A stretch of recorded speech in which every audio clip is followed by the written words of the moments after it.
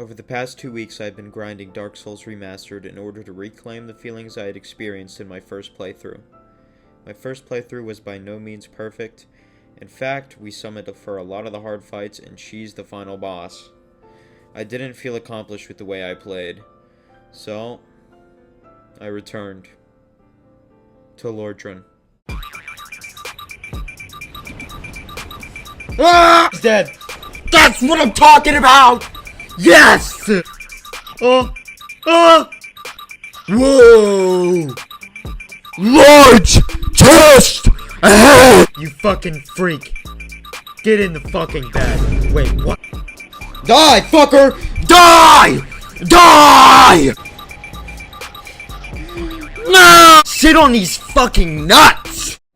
Dark Souls is the OG, the original Souls game besides this piece of trash, greatly influenced by the best anime of all time, Berserk.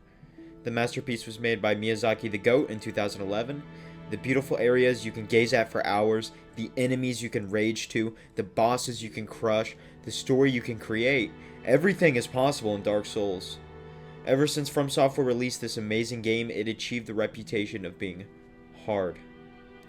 Personally, I think this game is a test of endurance and resolve. If you have enough patience as well as effort, this game is quite easy. If you lack those components, you will definitely struggle. But you can overcome it. That is the best part of this game. You live and you learn. The more times you die, the wiser you get, the more knowledgeable you become. From Software's way of abusing their players to make them better is truly unseen in the gaming industry. Dark Souls created its own genre. I personally think this logic the game goes by is masterful. Now, enough glaze, let's get into some things I dislike about the game.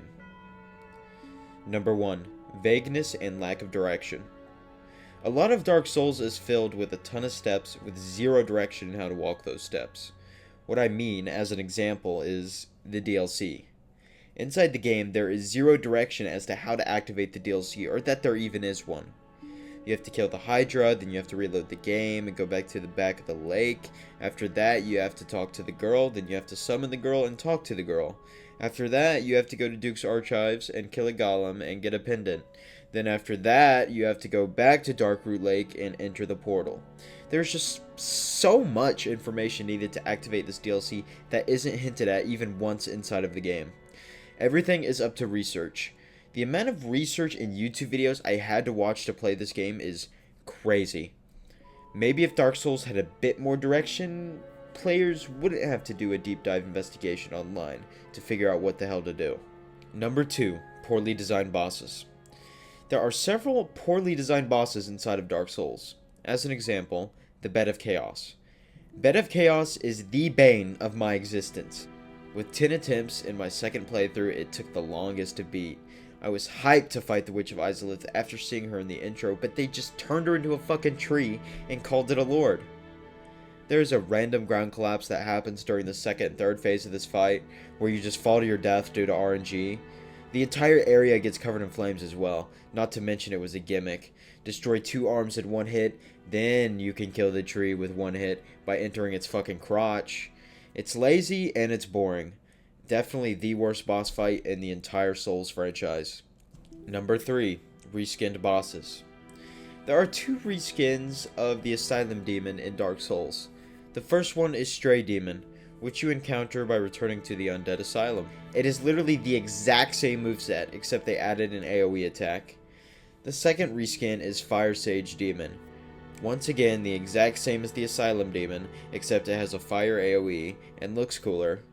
I encountered the same issue with Elden Ring, developer laziness with creating new designs for bosses. I really hope the next Souls game has less or even no reskins at all. Number 4. Tomb of the Giants. The Tomb of the Giants is the area after the Catacombs and is the access route to Gravelord Nito. This area is absolute bullshit. I know I am going to get some skill issue comments, but seriously, it is unbearable.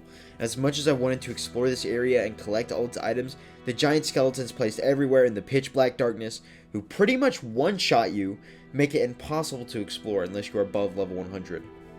It ruined the entire area and felt more like a speed run than an adventure. I know it is meant to be challenging, but this is beyond challenging. Tomb of the Giants made me want to stretch my nuts across a table saw and end it all. Number 5. Covenants. To me, Covenants felt so stale and useless in Dark Souls. Other than getting access to a certain NPC or area or just straight up collecting achievements, Covenants feel irrelevant in every circumstance. I feel that giving Covenants specific quests or maybe bonus content would have made a very positive impact on the game. That's about all I have for the negatives of Dark Souls. There is surely more I dislike about the game, but it isn't really worth talking about. I just revised the main issues considering this is a review after all. Onto the things I love about Dark Souls. There's too much to fit into this one video. I will give you guys the most valuable points. Number 1. The challenge.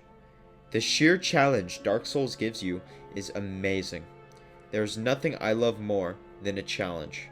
Every area, every boss, every enemy, it's a challenge. All your video game logic just gets thrown into the dumpster when you arrive in Lordran. It's a totally different experience than any other game.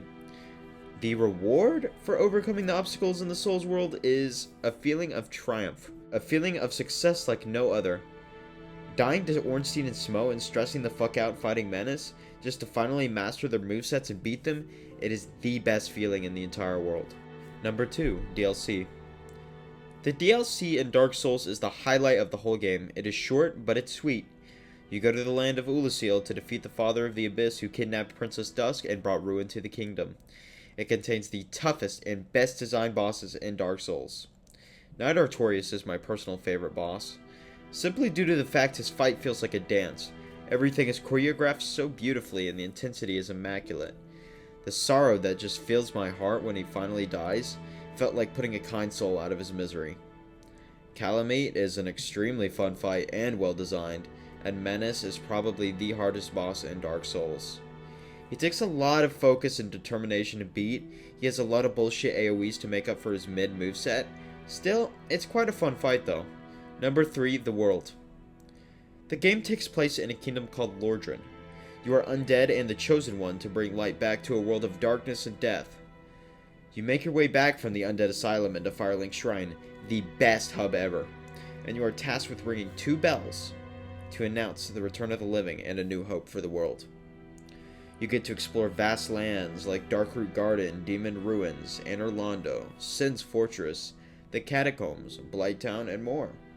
All of these areas are beautiful in their own ways and add to the appeal of this game. Number 4, the gameplay.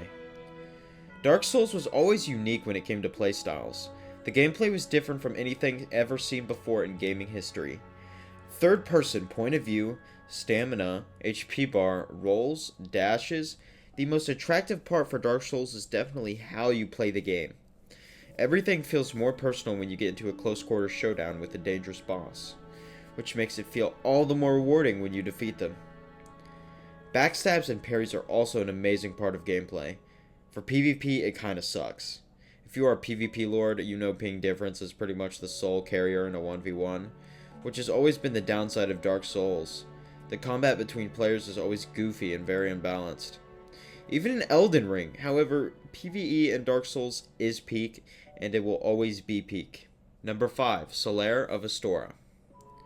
Everybody knows him, everybody's seen him, and everybody loves him. Solaire, the absolute best NPC in any video game known to the world. He is a kind person who helps you in your journey, while also being incredibly based and Chad. Warrior of Sunlight, if only you didn't die in both of my playthroughs. The aura of this guy just clears the room. I love this game so much, I could talk about it for hours, but unfortunately this is all I feel like addressing. With how hyped I am for playing Dark Souls 2, I cannot afford to waste any more time. Long story short, this game changed my life.